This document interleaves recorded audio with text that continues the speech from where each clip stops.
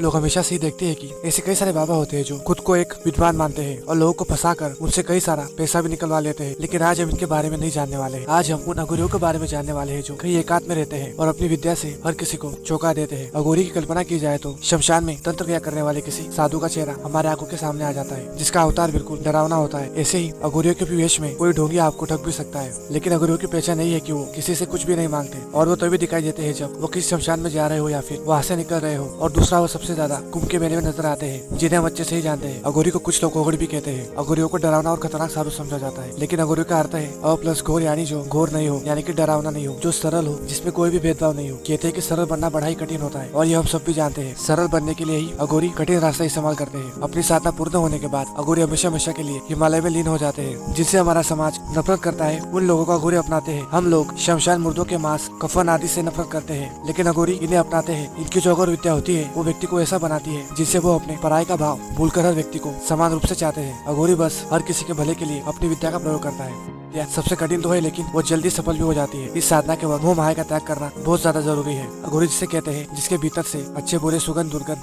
प्रेम, नफरत, इच्छा, मोह जैसे सारे भाव मिट जाते हैं। इन सभी तरह के वैराग्य को प्राप्त करने के लिए ये साधु शमशान में कुछ दिन गुजारने के बाद फिर से हिमालय जंगल में चले जाते हैं। ये जो अघोरी होते हैं वो अपने खाने पीने में किसी तरह का परहेज नहीं करते। इन्हें अगर रोटी मिले तो रोटी खा लेते हैं, खीर मिले खीर खा ले, बकरा मिले तो बकरा, और इसके साथ साथ मानव शव भी खा जाते हैं। यानी कि अघोरी इंसान को तो खाने में परहेज नहीं करते। यह सब तो ठीक है, लेकिन इसके अलावा भी अगर कोई पशु काफी दिन से मरा हो तो ये उसके मांस को भी खाने में बिल्कुल भी हिचकिचाहट नहीं करते। ये उसे भी बड़ी आसानी से खा लेते हैं। अघोरी लोग गाय का मांस छोड़कर बाकी सब कुछ खा लेते हैं। घोरपंथ में शमशान साधना का विशेष महत्व है। अघोरी जानना चाहते हैं कि मौत क्या होती है और इसके साथ साथ वैराग्य क्या होता है। आत्मा मरने के बाद कहाँ चली जाती है? क्या आत्मा के साथ बात की जा सकती है? ऐसे ही ढेर सारे प्रश्न हैं, जिसके कारण अघोरी शमशान में वास करना पसंद करते हैं। माना जाता है कि शमशान में साधना करना बहुत ही ज्यादा फलदायक होता है। शमशान में कोई साधारण मानव जाता ही नहीं है, इसलिए इस साधना में भिन्न पड़ने का कोई प्रश्न ही नहीं है। अघोरी मानती है कि जो कोई भी लोग दुनियादारी और तंत्र साधना के लिए प्रतिज्ञा करते हैं वो अंत में उनका बुरा ही होता है। अघोरी कहते हैं कि शमशान में तो शिव का वास है, उनकी प्रार्थना हमें मोक्ष की ओर ले जाती है। अघोरी शमशान में 3 तरह से साधना करते हैं: शमशान साधना, शव साधना और शिव साधना।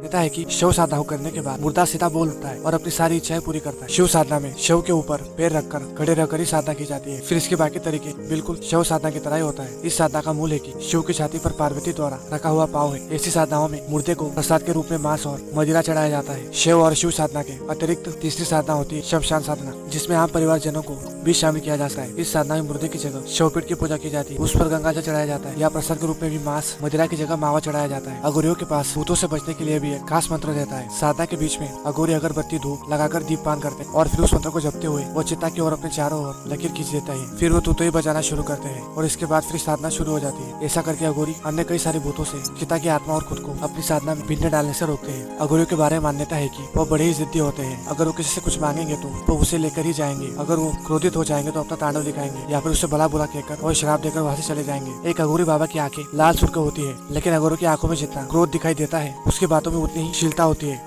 उनके काले वस्त्र में लिपटे अघोरी बाबा के गले में धातु की बनी नरमुट की माला की होती है। अगर नरमुट ना हो तो वो उसकी जैसे ही एक माला पहनते हैं। उनके हाथ में चिमटा, कमंडल, कान में कुंडल, कमर में कमरबंद और पूरे शरीर पर वो राख मलकर रहते हैं। ये साधु अपने गले में काली ऊन का एक जनेऊ रखते हैं, जिसे सीले कहते हैं। यह गले में एक सिंह की नादी रखते हैं। इन दोनों को सिंगी सेल कहते हैं। अघोरपंथ के लोग 4 स्थानों पर ही शमशान साधना करते हैं। इन 4 स्थानों के अलावा वे शक्तिपीठों, बगलामुखी, काली और भैरव के मुख्य स्थानों के पास के शमशान में साधना करते हैं। यदि आपको पता चले कि इन सब स्थानों को छोड़कर अन्य स्थानों पर भी अघोरी साधना करते हैं तो यह कहना होगा कि वो अन्य शमशान में साधना नहीं करते, बल्कि वो अपनी यात्रा प्रवास के दौरान वो वहाँ विश्राम करते हैं या फिर वो कोई ढोंगी बाबा होंगे। अघोरियों के बारे में तो ऐसी कई सारी और बातें हैं जिन्हें हम जानकर आज भी चौंक जाते हैं, लेकिन मैंने आपको इस वीडियो में जितना हो सकता था उतना बताने की कोशिश की है। अगर आपको इन्फॉर्मेशन पसंद आए हो तो इस वीडियो को एक लाइक जरूर कर दीजिए और साथ ही साथ में इस चैनल को सब्सक्राइब भी कर दीजिए। आपका बहुमूल्य समय देने के लिए बहुत बहुत धन्यवाद।